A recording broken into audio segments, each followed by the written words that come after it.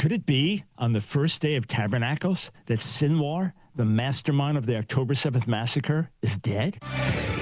It's time for The Line of Fire with your host, biblical scholar and cultural commentator, Dr. Michael Brown. Your voice for moral sanity and spiritual clarity. Call 866-34-TRUTH to get on The Line of Fire. And now, here's your host, Dr. Michael Brown. Well, it is the first day of Tabernacles. The first day of Sukkot began last night at sunset. Word began to leak out this morning that there was the possibility that the mastermind of the October 7th massacre, Yahya Sinwar, was killed randomly, accidentally, by the IDF operating in Rafah yesterday, last night, now this morning, now today. It's confirmed. It's confirmed by DNA. Sinwar is dead. This is Michael Brown. Welcome to The Line of Fire. There's a lot to unpack, a lot to talk about today, but phone lines are open for your Jewish-related calls, 866-34-TRUTH, 866-348-7884. Let me first give you a little history and background to Sinwar. He was leader in Hamas. He personally killed different people if he thought they were defectors, strangled them with his own hands, was known for this. He was ultimately in an Israeli prison. There was a dentist that got to know him, spoke with him personally. This dentist ended up becoming an intelligence agent for Israel. But this dentist said that Sinwar said it would be worth 100,000, 200,000 Gazans dying, Palestinians dying to get some of their prisoners freed. Well, he gets a brain tumor in Israeli prisons. Israeli doctors operate on him. His life is saved. And when the Israeli soldier Gilad Shalit, who had been in captivity held by Hamas in Gaza for 5 years, when he was released, Sinwar was one of 1,027 Palestinian prisoners, many of whom had blood on their hands, and they were murderers. They were released by Israel. Sinwar, in prison, learned Hebrew, better understood the Israeli mindset, and became a key leader in Hamas and was the mastermind of the October 7th massacre. And Israel has been doing everything it's known how to do to find him, to locate him, and to take him out.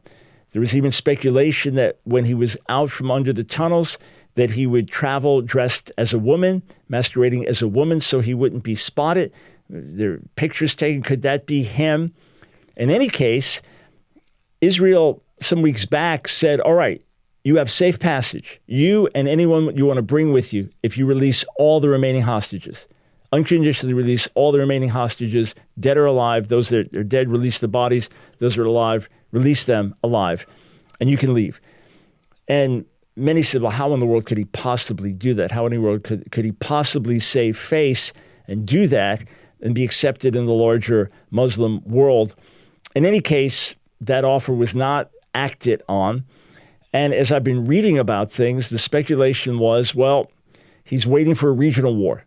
He's hoping that something will erupt as a regional war, and that will turn the tide. Or others speculated that he's just resigned to the fact he's not going to get out. So he's surrounded by hostages. So the only way that he dies is if many hostages die. And that's the plan. But again, this was all speculation. So Israel has been operating in Rafah. So this is in southern Gaza. And one of the key areas has been what's called the Philadelphia Corridor. This was the border between Egypt and Gaza that Israel had secured up until 2005. But after that, it became very porous, which is how terrorists have come in and out, how weapons have been imported in even more. And of course, tunnels dug with more freedom and impunity to go in and out of Egypt secretly. So Israel had a lot of resistance from America to overcome in terms of going into Rafah. America said, you can't until you secure things humanitarily. It's going to take a long period of time. Well, in basically 3 weeks, Israel successfully relocated 1 million Gazans, 1 million Palestinians, moved them out of the battle zone in tent cities, and then has been decimating Hamas resistance there in Rafah. And from what we understand yesterday, I'm trying to get the exact time. Was it the evening that this happens? I don't have the exact time. I'm trying to find that. But Israel engages in a firefight with three terrorists. I understand because they've been squeezing in more and more and more on the last vestige of the Hamas senior leadership, squeezing in more and more, but still not knowing where Sinwar was. And then they engage in a firefight, mortar blast from IDF. They have to wait to get in the building. The building's booby-trapped, and they go in, and the soldiers find three Hamas terrorists. What? One of them looks just like Sinwar. How could it be? Sinwar's not just going to be out there fighting with other terrorists. What? How can it be? But the reports are out. When I get up this morning, I see, is Sinwar dead? Highly likely Sinwar's dead. What? And then from 30 minutes ago or 40 minutes ago until now everywhere the word's out, DNA test. Read that one of his fingers was cut off to expedite DNA testing, but then they have teeth, they have other things. His body's been taken out. He's dead. Now think of this. This does not minimize the suffering of all those who were killed, who were raped, who were kidnapped, who were traumatized, who were wounded. This does not minimize or take away the wounds, the suffering. This does not bring dead people back to life. Nor does this minimize the suffering of the people of Gaza, who suffered terribly because of Hamas and Israel having to take Hamas out. And the consequences have been absolutely dramatic and horrific for the people of Gaza as a result of Israel taking out Hamas and the war that's ensued. So this does not lessen the suffering. It does not remove the horror of the fact that babies were killed and women were raped and families burned to death. It doesn't minimize any of that. And we know for a fact that none of this could have happened on October 7th from a natural perspective if Israel had listened to warnings, if there had not been a certain level of arrogance that everything was safe, if Israel had not been so terribly divided with massive protests, anti-government protests, and there was argument on each side for the different cases, but Israel massively divided as a nation. Some right-wing Israeli extremism causing more upheaval in Judea, Samaria, called the West Bank.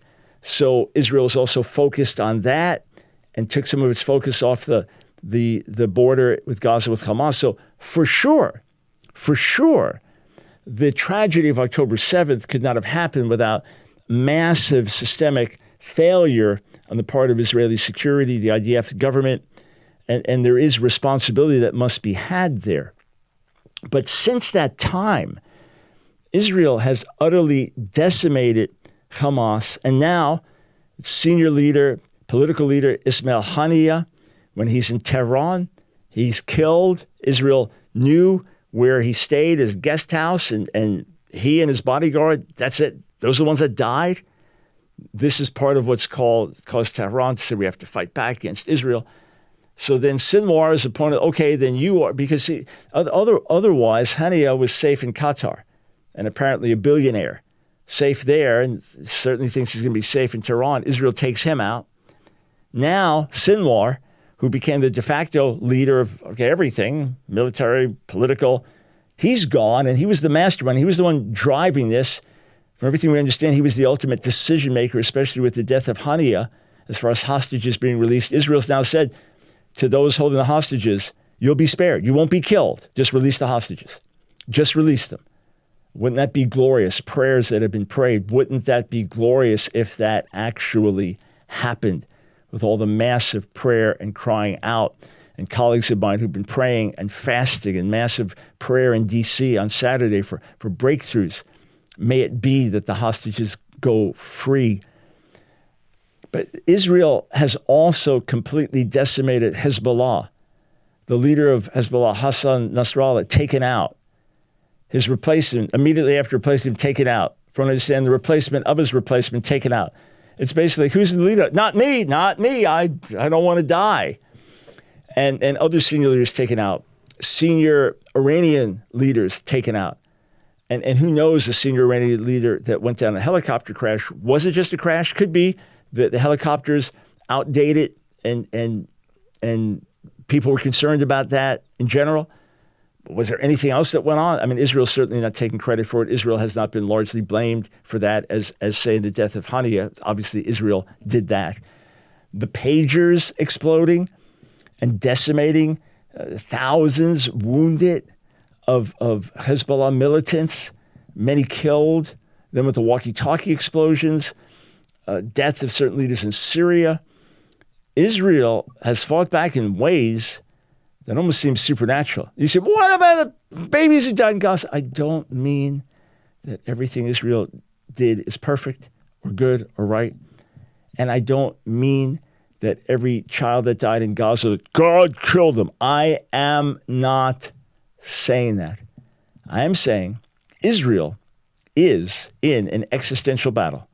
And Israel has said to the world, you do not mess with us without dire consequences. Now, when it comes to Sukkot, it's supposed to be a time of celebrating.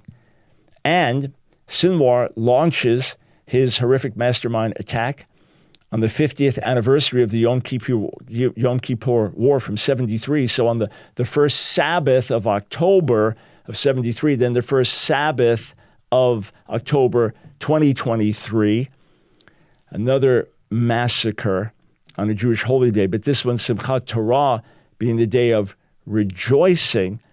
And who's going to rejoice? How can you rejoice now? How can you sing and dance and rejoice when the hostages are still in captivity and Israel is reeling? Well, now there's going to be more cause for rejoicing. Yes, I mourn over the death of every human being who dies without Jesus, who could have lived a very different life and served God and glorified him.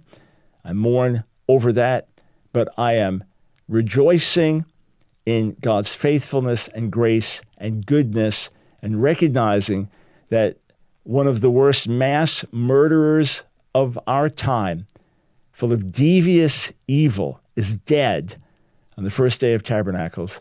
I don't think that is just a coincidence, personally. All right, we will be right back here on The Line of Fire.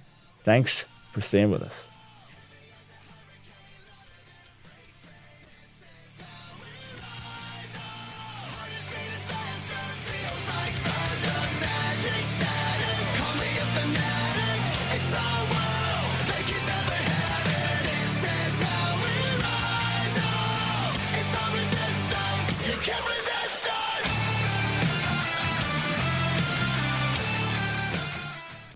This is Michael Ellison, founder of Trivita Wellness. I want to introduce our Trivita Alfred Libby original patented sublingual B12, B6, and folate formula. I had the wonderful opportunity of meeting Alfred Libby, a pioneer in vitamin research. I also had the opportunity to obtain the patented formula, and the rest is history, with over 50 million tablets being taken by our Trivita members through the years. The amazing testimonies of mental clarity, mood enhancement, and more energy have been thrilling to me as a founder of Trivita Wellness. Not only is it an amazing B12 product, but it is loaded with the essential B6 vitamin. I call it the workhorse vitamin. It is vital for strong immune function and every body system. Here's what the National Center for Biotechnology Information says, and I quote, "It plays a key role and is crucial to immune function. It is a molecule necessary for the proper functioning of the entire body system, and its role cannot be overestimated." Harvard Medical School of Health says folate is the natural form of vitamin B9, and it plays a key role in breaking down homocysteine, an amino acid that can exert harmful effects on the body when it is present in high amounts. I encourage you today to try the Trivita Libby B12, B6, and folate formula. To order Alfred Libby's B12 for yourself, call 1-800-771-5584 or online at Trivita.com. Order today and use promo code BROWN25 to receive 25% off your order. As a new customer, 100% of your order proceeds from your first order will go to support the Line of Fire radio broadcast. 1-800-771-5584 or online at trivita.com. It's The Line of Fire with your host, Dr. Michael Brown. Get on The Line of Fire by calling 866-34-TRUTH. Here again is Dr. Michael Brown.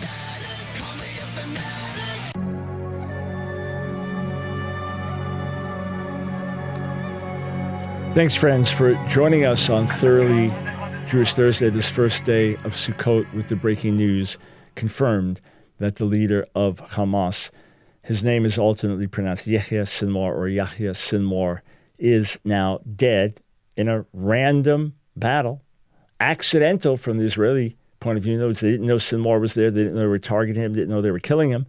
Now dead. And hopefully, this can speed the release of the hostages and hopefully speed the end of Hamas influence in Gaza.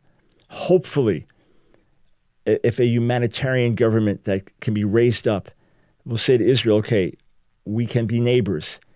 And with all the aid that comes in, we'll pour it into infrastructure, education, building hospitals, building apartments, job opportunities, so the people of Gaza can have a future. This could be good news all around. Or if you have a Jewish-related question of any kind, give me a call, 866-34-TRUTH, 866-348-7884 is the number to call.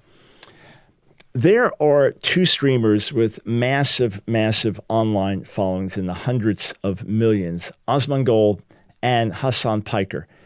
Asmongold made some comments on Twitch, big channel on Twitch, and Twitch is known as a social media outlet that has a lot of anti-Israel posts, anti-Semitic posts that are allowed to stand.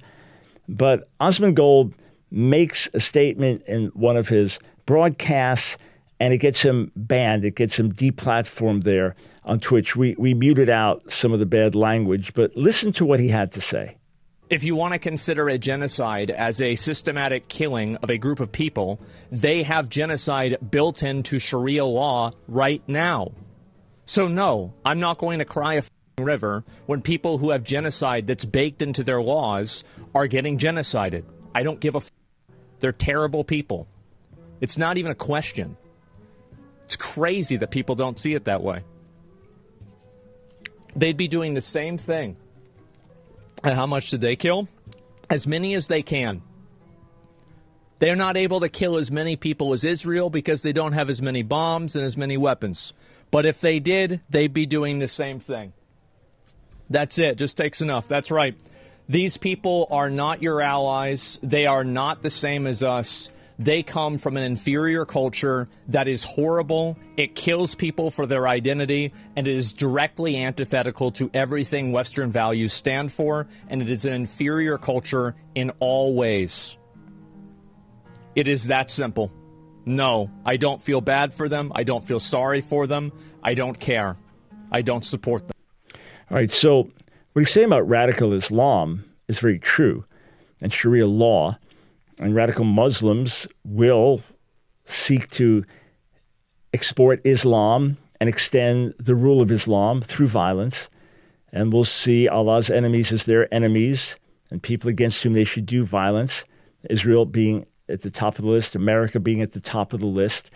And obviously, as far as a culture, Sharia law, with everything that it brings, is inferior to a culture that's been influenced by Judeo-Christian values. Now, Asmongold did subsequently say, look, he lives in the streaming world and apologized for the insensitivity of his comments. But what he's saying is true, that Israel, and it wasn't making a positive Israel statement here, but I'll say this, that Israel taking out Hamas terrorists with there then being consequence that civilians die is very different than radical Islam saying we're going to slaughter all the civilians we can. All right, so he's deplatformed now. So he comes on with Hasan Piker, and they are now going to interact on this point. So I want to interact with a couple of clips because this is massive news, especially the young men who follow these two influential streamers. So let's listen to this. This is Asmongold and Hasan Piker. Basically, the reason why I don't like what they do is because it's based off of a religious theocracy. And so you can look at other religious theocracies in other countries that aren't being bombed, And the one commonality that they have is that they all suppress people's identity and they express their freedom of expression. And I think that any culture and any type of government that is derivative of a religion is fundamentally inferior. I think this is true with any book. It's true with Judaism. It's true with Christianity. It's true with Islam. It's true with Hinduism. I think it's true with anything. And I find it to be very problematic that we're using these books as a guideline for like how to make laws when these books actively encourage killing people for different types of identities. And obviously, like, I understand that there's like a huge spectrum of people that are part of any culture. There's people that are way more progressive, people that are way less progressive. But what I see is that I see countries that have laws that haven't been bombed, right? You look at like Saudi Arabia or like Dubai. A lot of these other countries still have the same types of expressions or same type of restrictions on the expression for LGBT. And I find that to be problematic and inferior. And I think that you could I want to make sure that this is very clear, because like, I don't want you to think that this is something that's like the brown people over there are wrong. I would say the exact same thing for us, like the church, like Christianity. Like if you look at, for example, like Salem witch trials, it's disgusting. It's horrible. So all I'm saying is that I think that there is a standard that's being applied, and I don't really understand how that's defensible at all. I don't like, and that's what doesn't make sense to me. Is it's that not. And like, okay, well, go ahead. Yeah, go ahead. But here's the problem. Okay. It's not defensible, but I think most people, including like the gay Palestinians or queer Palestinians or queer Lebanese people, understand that there is no room for advocating for civil liberties in your own domestic policies when you are escaping bombings. All right, so let me interact with several of those statements that were being made. You cannot compare a society that seeks to live out Judeo-Christian values with a society that practices radical Islam. The values will be different. The treatment of women will be different. The freedoms allowed will be different. That's just a fact. The freedoms that exist in America, what helped America become great were the foundations that were Judeo-Christian foundations, biblical principles that were put into law and lived out. And the fact that you had something like slavery, that was an aberration. That's why there was always Christian resistance to it, because the Bible does not sanction kidnapping and enslaving of other peoples. So there is a mixture together here as if the biblical faith lived out, which has been so liberating for hundreds of millions of people worldwide, can be equated to radical Islam and Sharia law. You're comparing apples with oranges. Maybe the comparison is much more extreme than that. Like I say, apples to elephants in terms of reality. Where the gospel goes, you'll see that women are liberated. Where the gospel goes, you'll see that there's a call for marriage fairness, that a husband has responsibilities to faithfulness along with the wife. You'll see freedom and you've been thriving. And which is why you have to point to the Salem witch trials, which of course are exaggerated through history as something much bigger than they actually were. The reality is that this too is an aberration in American history. Why haven't you had it through all this? Why is it one time we can point to? Show me all the witch trials in the 1700s and the 1800s and the 1900s and into the 21st century in those parts of America that are very strongly Christian. You're not seeing that happen. Those things are aberrant. Whereas what the Taliban are doing in Afghanistan, what ISIS sought to do in Iraq and other countries, that was in keeping with radical Islam. It is radical Islamic leaders who say, we love death, you love life. You don't find Christian leaders making those statements. All right, more comments on the other side of the break.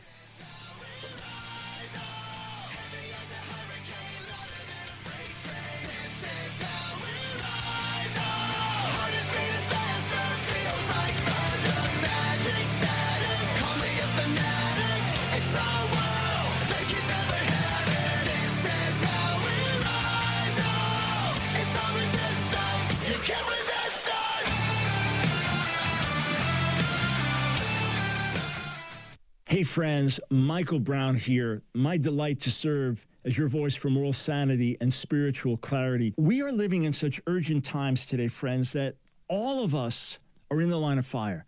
There's a target on your back. There's a target on my back. If you simply seek to live by biblical values or just conservative moral values, you could be canceled. You could be cast out. You could be put down. You could be silenced. I'm here to say, friends, that I am not about to be silenced, and I don't believe you are either. It is time for us to stand up. It is time for us to say enough is enough. It is time for us to push back in Jesus' name. Not fighting the way the world fights. No, overcoming evil with good, overcoming hatred with love, overcoming the flesh with the power of the Spirit, overcoming lies with truth. And that's what we're here to do on the Line of Fire broadcast. And friends, it's not just a broadcast, it is a movement of people around the world. God's people standing up saying enough is enough and saying, Lord, here we are, send us, use us. I want to urge you today to join our support team because we are on the front lines together. And we are literally touching people around the world, in America, in the nations, in Israel. And together with your help, we're going to amplify this voice and spread this movement around the globe. So I encourage you, go right now to thelineoffire.org, thelineoffire.org. Click Donate Monthly Support. Thelineoffire.org, click Donate Monthly Support. When you do, you become a torchbearer. We immediately send you 2 great life-changing books. We immediately give you access to many classes I've taught. Others have to pay to take those. You get them for free. Exclusive video, audio content, a new audio message every month, an insider prayer newsletter, 15% discount on our online bookstore, so much more. Join our support team today. Go to thelineoffire.org. Donate. It's The Line of Fire with your host, Dr. Michael Brown. Get on The Line of Fire by calling 866-34-TRUTH. Here again is Dr. Michael Brown.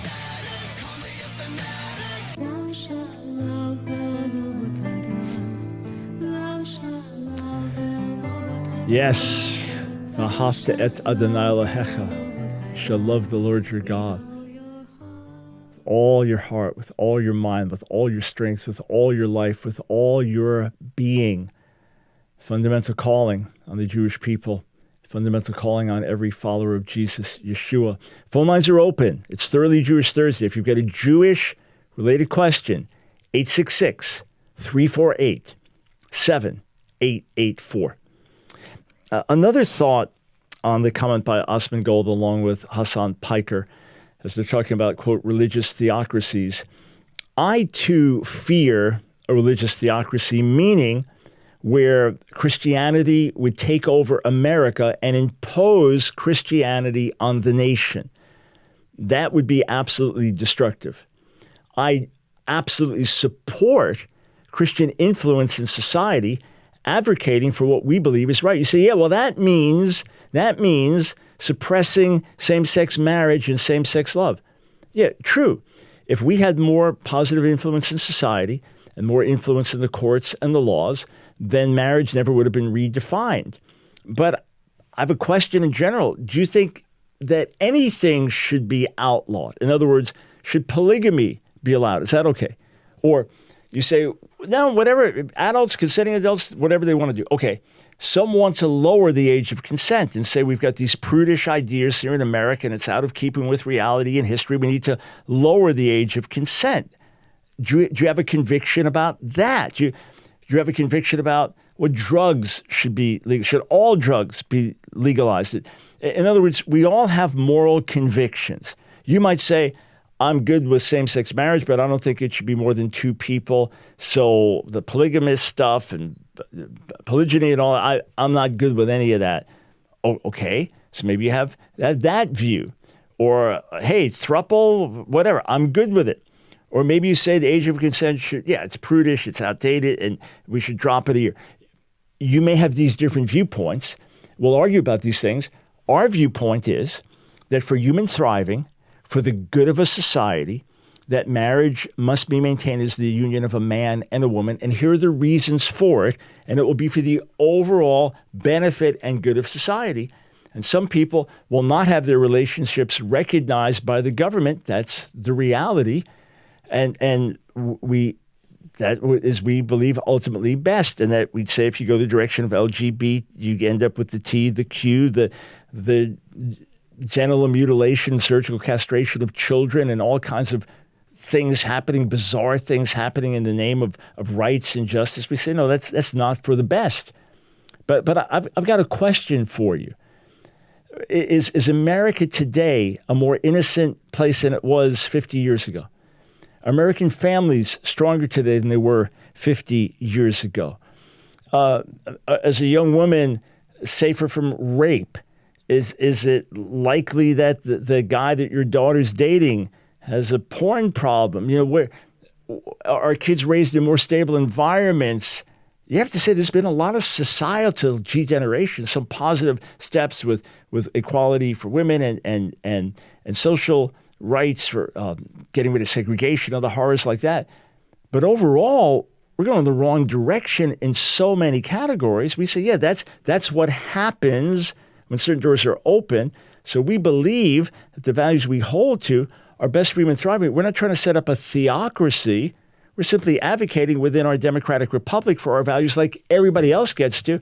And so to the extent we can change hearts and minds and lives, it'll be best for America overall. Okay, let's now listen to Hasan Piker. Again, the question is, how much liberty and freedom is there under Sharia law, under Christian views, for LGBT practice and relationships? So now they're going to continue on this theme.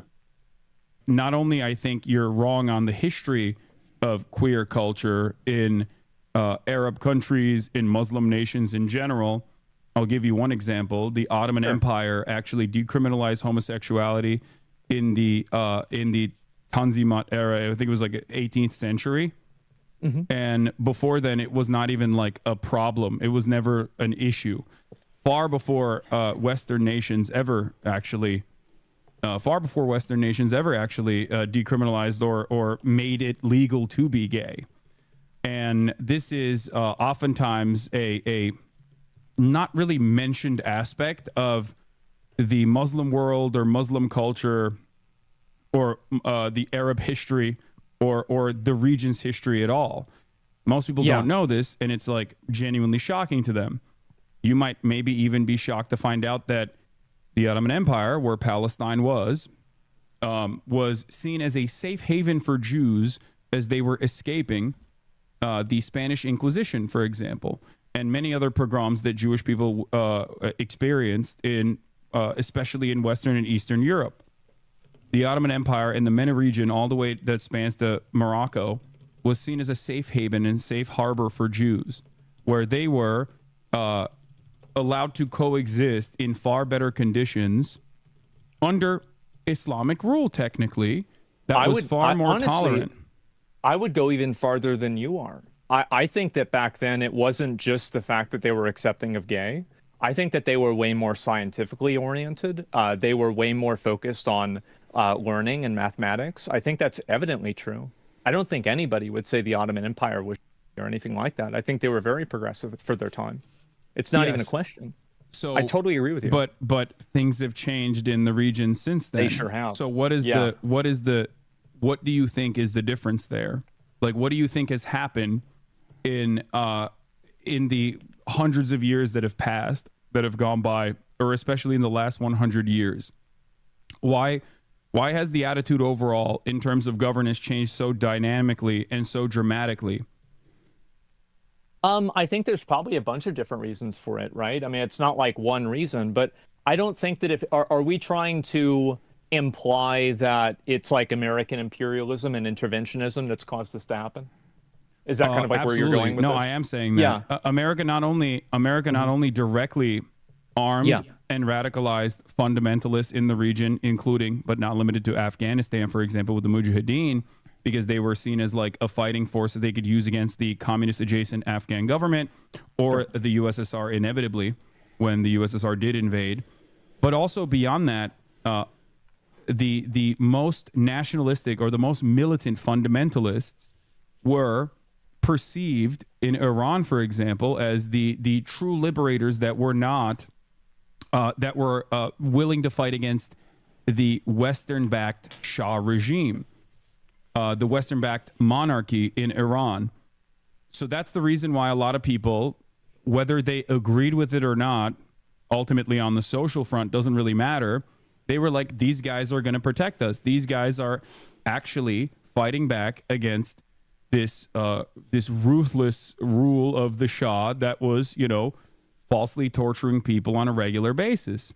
Okay, so that's if your argument is that, well, how do you reconcile that with the fact that there are other countries like Saudi Arabia, for example, that don't have that history but still have the same laws? Oh, that's a great example. Saudi Arabia is allowed to exist like that because they have a valuable resource that they are gladly and willingly coordinating with the Western powers on.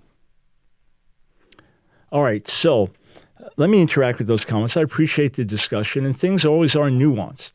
You can't just make blanket statements about a religion that goes back to the 600s and that has over 1.5 billion followers and adherents today, just like you can't make blanket statements about, quote, Christianity. But a few things we want to dismantle there. There are texts in the Quran that don't specifically say homosexual practice, but are understood to mean that, and then hadith, so that traditional Islamic scholars have said that homosexual practice is wrong. Now, I've been told by folks who work in the Muslim world and even in religious Muslim communities that homosexual practice is rampant. It's just underground. And then in countries like Afghanistan, you have examples of boys that are made to dress like girls and then men sexually abuse them, and that's just part of the culture. So we're not saying that the practice does not exist, but their point is there are times much more tolerant. Times in the Ottoman Empire where things were more tolerant, for sure. So that's going to happen. There's going to be variance in how deeply religious the practices are. Do the countries become more secular? And there's no question, say, in Iran in the late 1970s with Ayatollah Khomeini exiled by the Shah and now getting his messages that as he's teaching in France, they were now being sent into Iran. Cassette tapes were then multiplied, sent out to all the mullahs who would preach his messages on Friday, and it led to the overthrow of the Shah. Before Khomeini even arrived in Iran, the Shah had to flee for his life, and Khomeini was looked at as a national savior by many, and that's part of the modern Islamic revolution around the world. And then you trace it back to the Muslim Brotherhood, and you could say, okay, that goes back a few more decades, and some of this is fighting against the West and imperialism. There's truth to that. And America trying to let's get rid of Russia and Afghanistan helps arm the Mujahideen, and then out of that you have the origins, say, of Al-Qaeda and Osama bin Laden and the Taliban. That can happen. Israel initially was not hostile to Hamas, even thought, okay, Hamas can be the religious opposition to the Palestinian Authority and the PLO that are not religious Muslims, and they could be like a counterpoint, not realizing what they were helping to allow to grow. So these miscalculations can happen. This is part of world history. You take down this dictator, something worse happens. You take out Saddam Hussein, you leave this void that ISIS fills. It leads to horrific suffering in the region. So that happens all the time. But here's where I want to push back. Saudi Arabia is based on Salafism or Wahhabism. So I want to make sure I have the dates correct. Muhammad ibn Abd al-Wahhab, 1703 to 1792. He's the founder of this.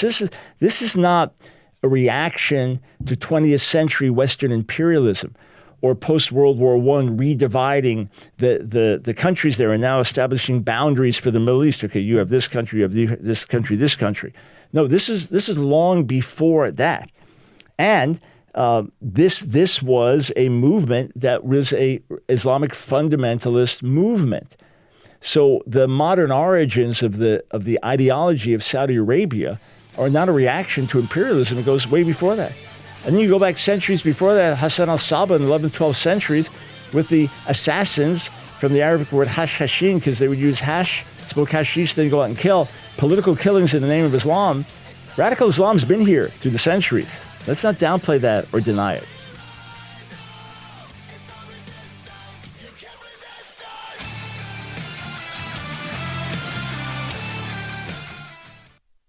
Paul Burnett, a board-certified doctor of holistic health. Over the years, I have helped countless people increase and maintain their natural energy production with Alfred Libby's slow-dissolve Super B12, sold only by Trivita.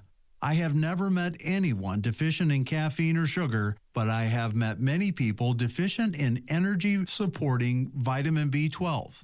Vitamin B12 is one of the 8 B vitamins and is an essential nutrient, meaning the body cannot make B12 on its own.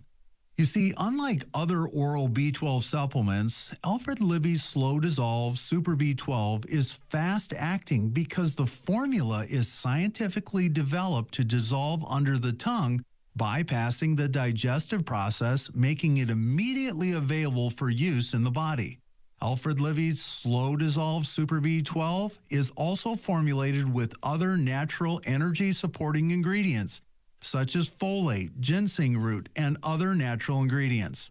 Not only are the ingredients beneficial for energy, but they also support healthy cognition, mood, nerve function, and natural hemoglobin production. You deserve to live with greater energy and mental clarity, and now, like millions of others, you can with Alfred Libby's Slow Dissolve Super B12, sold only by your wellness partner, Trivita. To order Alfred Libby's B12 for yourself, call 1-800-771-5584 or online at Trivita.com. Order today and use promo code BROWN25 to receive 25% off your order. As a new customer, 100% of your order proceeds from your first order will go to support the Line of Fire radio broadcast. Call 1-800-771-5584, 1-800-771-5584, or online at Trivita.com.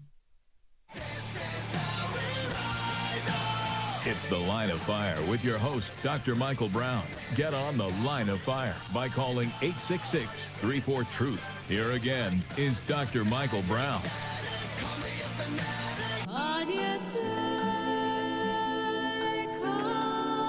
Are you receiving our monthly Frontline newsletter? We just sent one out. Talk about the church and the elections and keeping our spiritual priorities. Excerpts from my book, The Political Seduction of the Church. Hebrew word study on the word rachamim, compassion, explaining why it's a plural form in Hebrew. A great testimony from England, some of our grads working there. You're not getting it still? You've heard me talk about it 100 times and you still don't have it? Okay, so here's again. It's free. It's digital. No strings attached. We just want to get it into your hands. Go to thelineoffire.org, thelineoffire.org, and click subscribe. It's that simple. So when you do, then go look in your spam folder, your junk folder, because that's where the email will come first because you don't know what's coming. And then make sure you can get those in your inbox subsequently. That's thelineoffire.org. Click subscribe. All right, I haven't done this in a while. If you have a Jewish-related question and you're watching on YouTube, go ahead and post it. Go ahead and post it, but post it like this, at the Line of Fire, and then go ahead and post your question. So post it as at the Line of Fire, and go ahead and post your question, and I'll try to get to some YouTube questions before I'm done. Prime Minister Netanyahu addressed the nation a little while ago, and addressed the people of Israel, and said this: Yahya Sinwar planned and executed. No, I'm sorry, this is a statement from the IDF. Yahya Sinwar planned and executed the October 7th massacre, promoted his murderous ideology both before and during the war, and was responsible for the murder and abduction of many Israelis. Yahya Sinwar was eliminated after hiding for the past year behind the civilian population of Gaza, both above and below ground in Hamas tunnels in the Gaza Strip.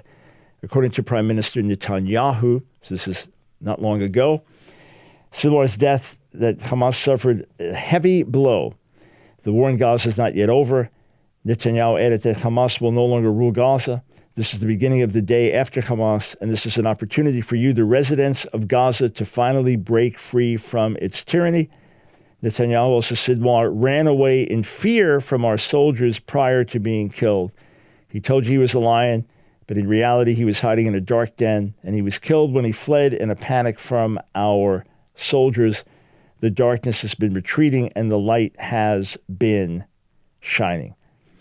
Yeah, again, extraordinary events, especially now on the first day of Sukkot. And may this be a day for a better future, not just for the people of Israel, but for the people of Gaza as well. But they're going to have to lay down their murderous hatred of Israel. You say, but now how can they?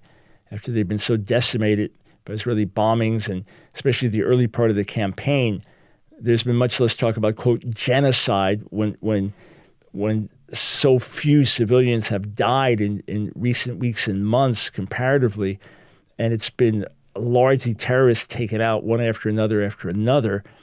But still, great suffering. America's pressured Israel. You've got to get even more aid into the people. But many have recognized, from what we understand anecdotally and from various reports, many Gazans have recognized it's Hamas who brought the suffering on them, and Hamas who's been massively funded. I remember talking to some Palestinians some years ago when I did a debate with a Christian colleague about Israel at Gordon Conwell Theological Seminary. And they were very anti-Israel, but they hated their leaders. They absolutely hated the Palestinian leaders. They thought they were all corrupt and bad leaders, morally corrupt, financially corrupt. So they hated their leaders. They also hated Israel. But hopefully people realize, all right, there's money that's poured in international aid on unprecedented levels. You are now second, third generation refugees, which is unheard of. We talked about the reality of UNRWA last week, the UN relief organization that just focuses on the Palestinians. It's utterly ridiculous what's happened, and the false hope that's been put in their hearts and the right of return for Palestinians around the world. It's utterly cruel. Hopefully, reality can set in, and Israel can work with other parts of the world to rebuild Gaza and for better leadership to be raised up. That's the goal. That's the hope. Is it Pollyannish? We can certainly pray for it. Until final conflict arrives in Israel and with the end of the age, why not pray for peace? Why not pray for security? Why not pray for people to be able to have their kids playing in the playground without fear and knowing they can get an education and have a future? I'm talking about on all sides. All right. I was texted a question by a colleague today, a fellow Jewish believer, who asked what many have asked: why was Jesus killed? Why did he die on Passover, in conjunction with Passover, rather than Yom Kippur, the Day of Atonement? After all, his death is the atoning sacrifice for our sins. After all, this was the whole purpose of him coming into the world, just to teach, to reveal who God was to us, to set captives free, to prepare the way for the kingdom of God coming to this world. But the heart and soul of his mission was to die for our sins and to rise from the dead, to take upon himself the guilt and sin of the whole world. And that's certainly typified on Yom Kippur in Leviticus, the 16th chapter, where you had two goats that were centrally involved. One goat for the Lord, one goat for the Lord would be killed, and its blood offered on the altar.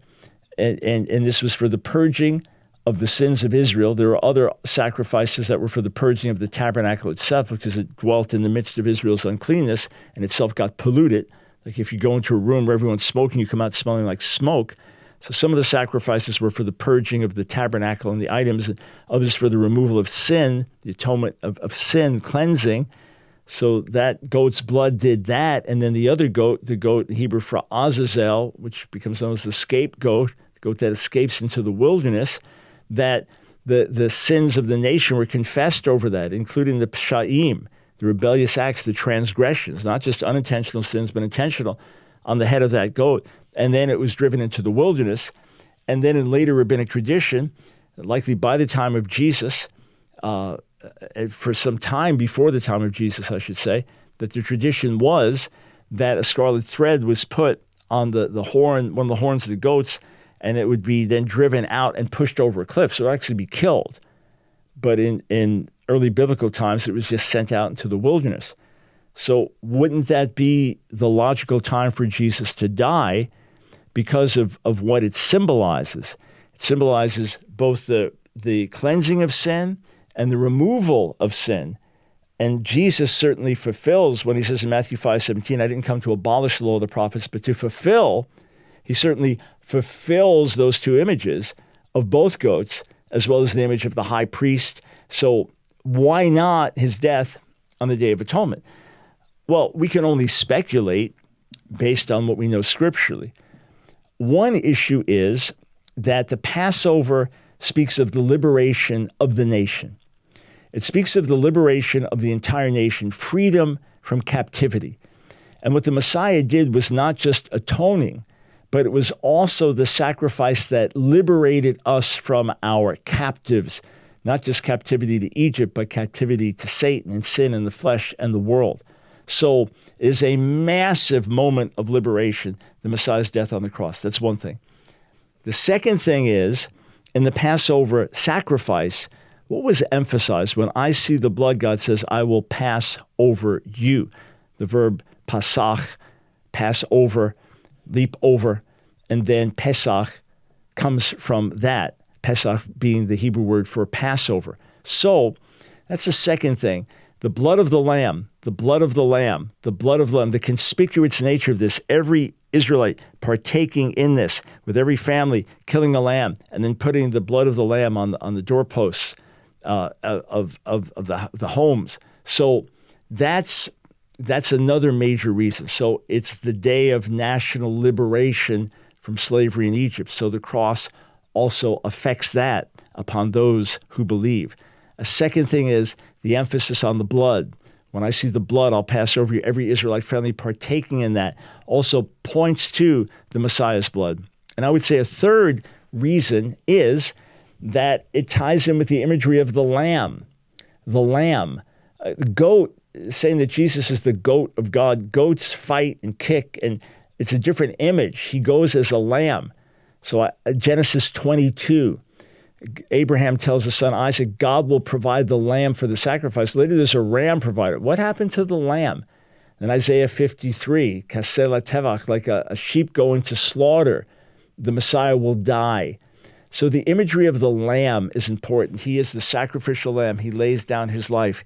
He doesn't fight or rebel. He doesn't kick like a goat would kick and fight.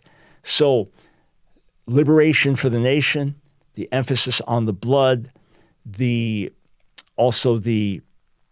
emphasis on the lamb imagery, and then in the overall calendar, it fits in the plan of redemption, because this is now the beginning of the Israelite calendar, and then what happens next? It ties in with unleavened bread, so the purifying process. Then what happens next is first fruits, which symbolizes the resurrection, and then 50 days after, Pentecost, Shavuot, the outpouring of the Spirit. So this is where it begins, and then ultimately, the images in the feast in the seventh month, they tie in with the second coming. The trumpet blast, right? Messiah appears with the blast of the trumpet, the shofar. The purging, national cleansing. So Zechariah 12, Zechariah 13, national cleansing. That's the atonement. And then Zechariah 14, Sukkot celebration, where the nations come pouring into Jerusalem. So it fits the biblical calendar and imagery perfectly.